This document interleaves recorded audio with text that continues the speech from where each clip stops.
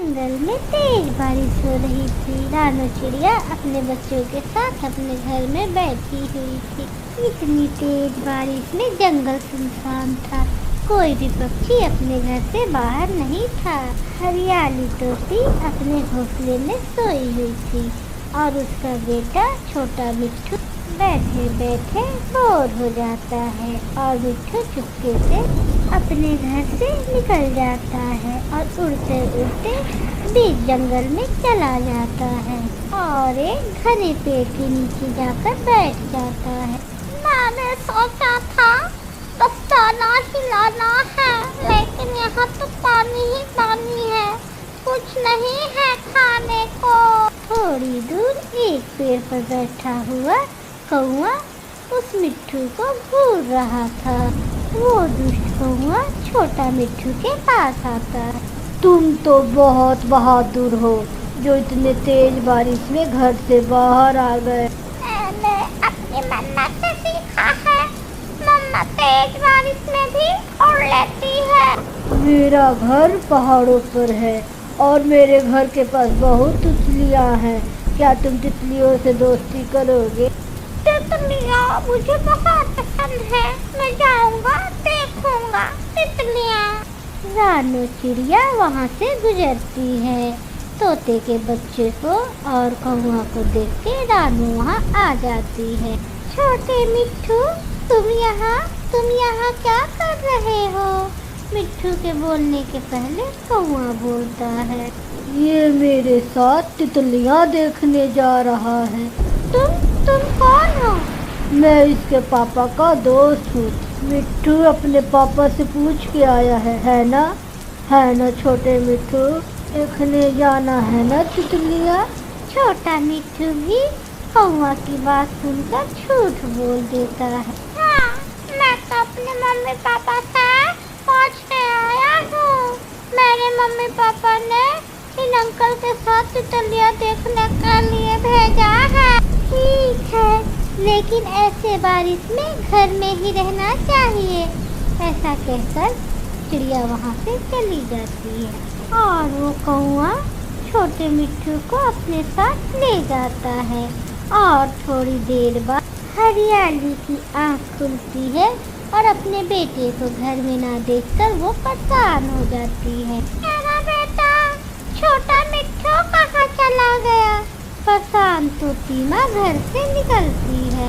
वो बारिश में अपने बच्चे को इधर उधर देखती है और फिर वो चिड़िया के घर जाती है।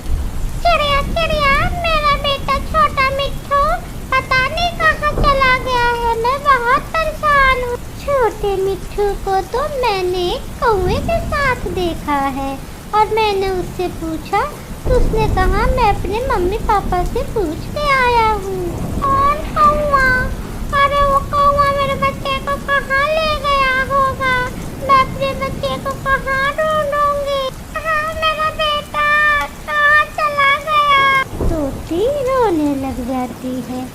हरियाली अब रोने से कुछ नहीं होने वाला। हमें छोटे मिट्ठू को ढूंढने जाना होगा।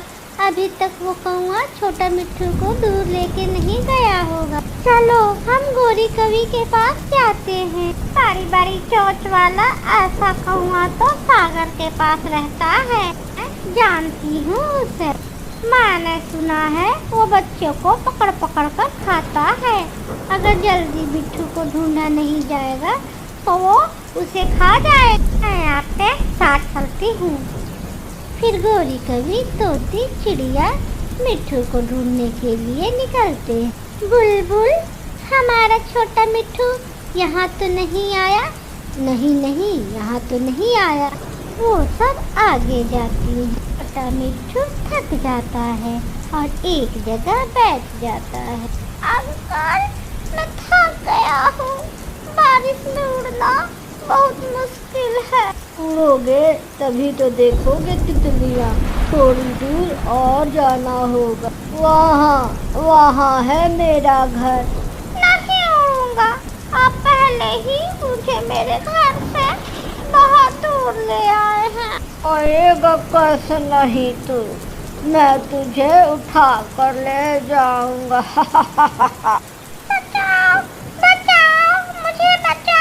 चीड़ा का घर वही पास में ही था और छोटे बच्चे तोते की आवाज़ सुनकर वहाँ आ जाता।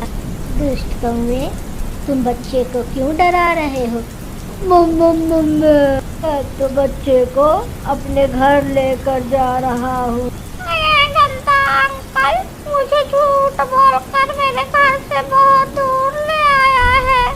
अच्छे अंकल, आप मुझे इस गंदे अंकल से बचा लो। बच्चे को किडनैप करते हो?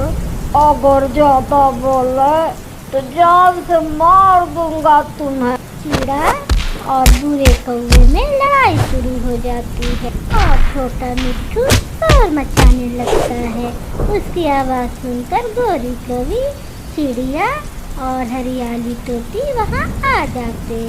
तोती अपने बेटे को गले से लगा लेती। गंदा कौवा उतने पक्षियों को देखकर डर जाता है और वहाँ से भागने की कोशिश करता है, मगर गोरी कवि से उसे कौन बचा सकता था। गोरी कवि पकड़ लेती है उसे। मारो मारो इसे, इसकी बड़ी बड़ी आंखें और चोंच तोड़ दो, आंखों को फोड़ दो। ऐसे सब पक्षी मिलकर उस गंदे कौवे को मारने लगते हैं और उसे बहुत मारते हैं।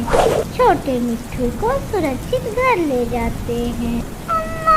सॉरी, मैं फिर कभी किसी अजनबी के साथ नहीं जाऊंगा। और बेटा, हमेशा बताकर घर से बाहर जाना है। प्यारे दोस्तों, इस कहानी को लाइक, सब्सक्राइब, शेयर और कमेंट करना बिल्कुल ना भूलिएगा। आपका